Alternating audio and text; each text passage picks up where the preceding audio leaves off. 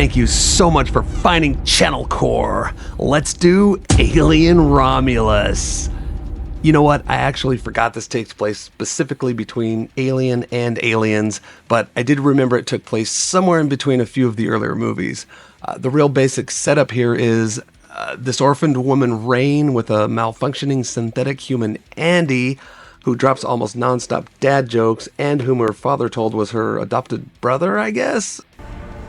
Why don't monsters eat clowns? Because they taste funny.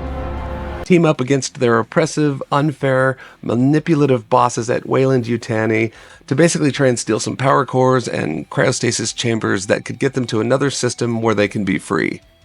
In the first few minutes of this, we see that samples of some kind are taken from the wreckage of the Nostromo, the ship Sigourney Weaver's Ripley was on in the first movie, and you can pretty much tell where it's headed from there, that these young adults are going to end up on yet another ship that has one form or another of the alien creatures on board.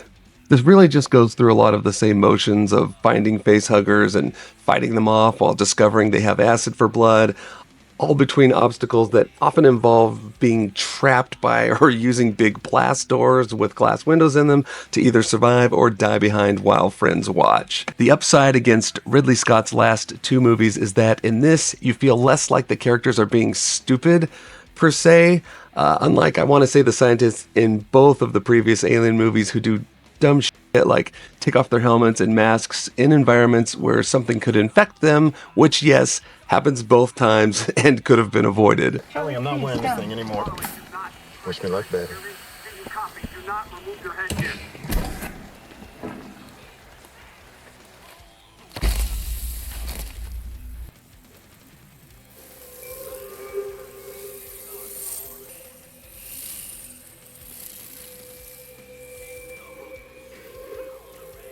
There is one standout, very cool scene in this that involves something I really want to mention, but I'm not going to. But to the best of my knowledge, considering they are in outer space and surviving with spaceships, I don't think I had really seen this done before in an Alien movie. If anything had me rolling my eyes, it was that there's, I believe, at least two times when famous lines from the first two movies are forced into the dialogue. This movie pretty much plays it safe as far as Alien movies go in regards to keeping things moving pretty well and showing a handful of nasty killings. But with that said, I'm dying to see one of these movies take some serious chances and get super creative and badass again. I'm not doing a hard push or raving about this, but it's doable enough as a movie night movie with friends or family if this is your thing.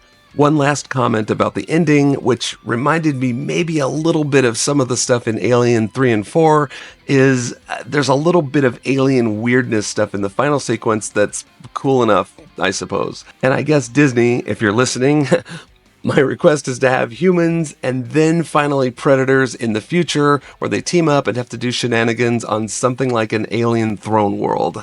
And in the impossible event that you love that idea and want to contact me, I promise I will spend weeks preparing a pitch for that.